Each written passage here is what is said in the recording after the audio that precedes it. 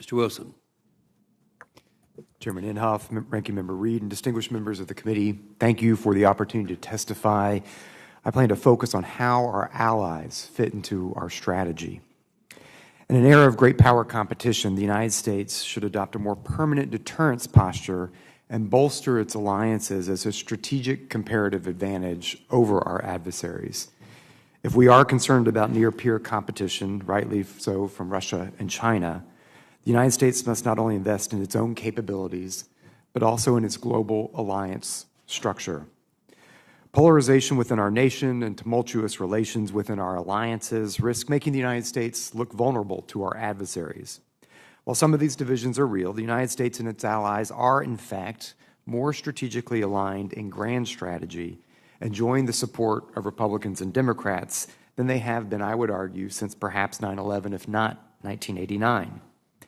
Our nation and its closest friends agree that the great challenge of the 21st century will be the competition between the free world and authoritarian, corrupt, state-led capitalism, chief among them China and Russia.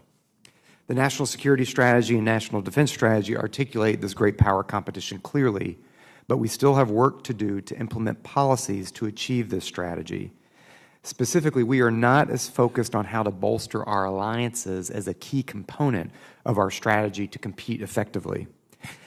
To better address the Russian threat, the United States needs to bolster its military presence in Europe to establish what an Atlantic Council task force on the U.S. force posture in Europe calls permanent deterrence, especially in the Baltics, Poland, and the Black Sea region. Our allies need to be part of this force posture with us. Our policies need to prioritize arms and technology sales and transfers to our allies, and divisions among us cannot become opportunities for Russia to weaken NATO cohesion or resolve. Our task force argues that Europe has once again become a central point of confrontation between the West and a revisionist Russia. Under Vladimir Putin, Russia is determined to roll back the post-Cold War settlement, undermine the sovereignty of Russia's neighbors, shatter the alliance, and overturn the U.S.-led rules-based order that has kept peace. Moscow's invasion and continued occupation of Georgian and Ukrainian territories, its military buildup in the West, and its hybrid warfare against democratic societies have made collective defense and deterrence an urgent mission. Today, NATO is in the midst of its greatest adaptation since the Cold War, and the United States is playing its part, including through generous funding of the European Deterrence Initiative. Last July's NATO summit was at the same time among the most acrimonious and the most productive in recent history, bolstering the alliance's rapid reaction capabilities and hybrid warfare defense, and promising to enlarge the alliance into the Balkans. While much more remains to be done, allies are making strides towards their defense investment pledges. Since 2016, European allies have spent an additional $41 billion in defense. Through 2020, they will spend an extra $100 billion, and their plans submitted to NATO call for an additional $350 billion through 2024. By 2024, Germany is projected to have the largest defense budget in Europe. Furthermore, the U.S.-backed 3Cs initiative is advancing cross-border infrastructure to wean Central Europe and Baltic states off of Russian energy dependency while providing alternatives to Chinese investment, making the region's economies more resilient. In the case of Russia, there can be no successful strategy to confront Putin's aggression without a strong NATO. The questioning of our commitment to the alliance is dangerous and only weakens our own position. This body's strong support for NATO sends an important signal.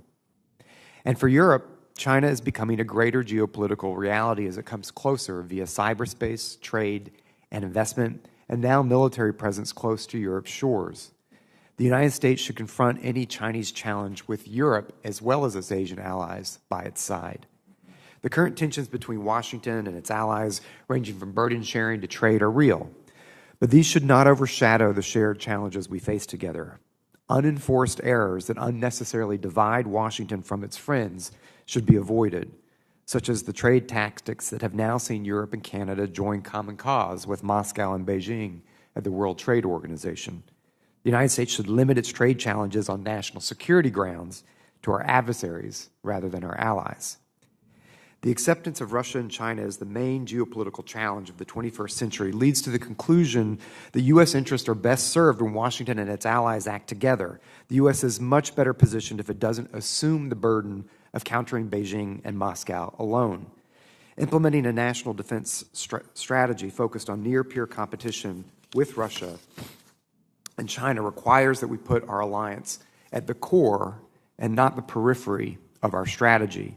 We've already seen what can happen when Moscow and Beijing engage in bilateral negotiations with their neighbors, using their power and their leverage to extract concessions, lock weaker partners into exploitative economic deals, or even to rewrite borders. The United States leading a global set of alliances can deter this threat. Thank you for this opportunity.